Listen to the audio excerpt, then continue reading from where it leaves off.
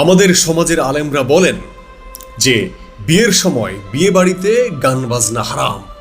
যে বাড়িতে গান বাজনা হয় সেখানে গিয়ে আমাদের তৌহিদি জনতাকে সাথে নিয়ে আমাদের আলেমরা সে বাড়িতে হামলা চালান।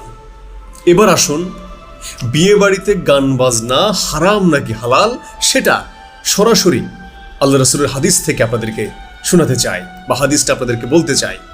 আল্লাহ রসুল বলেছেন, তোমরা এমন বিবাহের ঘোষণা দাও এবং এটা মসজিদে সম্পন্ন করো এবং ঢালাওভাবে প্রচার করো ধফ বাজিয়ে।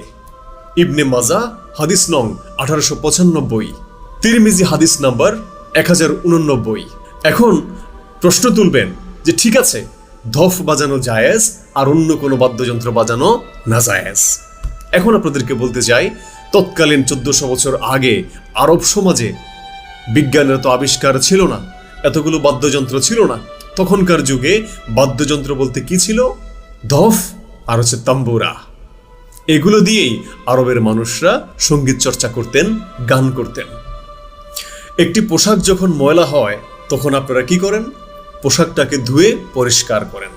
তদ্রূপ একটা গানের মধ্যে যদি কোনো খারাপ কোনো কথা থাকে সেই কথাটুকু কেটে বাদ দিয়ে দেন, কিন্তু পুরো গানটাকে আপনি বাদ দিতে পারেন না, পুরো গানকে আপনি হারাম বলে চালিয়ে দিতে পারেন না। এমনকি একটি হাদিসে এও বলা হয়েছে যে হারাম হালালের মধ্যে পার্থক্য নির্ণয়কারী হলো বিয়ের সময়ে ঢালাওভাবে ধফ বাজিয়ে প্রচার করা।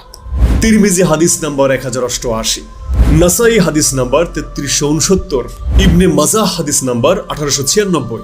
সুতরাং মসজিদে বিয়ে সম্পন্ন করা এবং গান বাজনা করে ঢালাওভাবে মানুষের কাছে প্রচার করা এটা আল্লাহ রাসূলের হুকুম।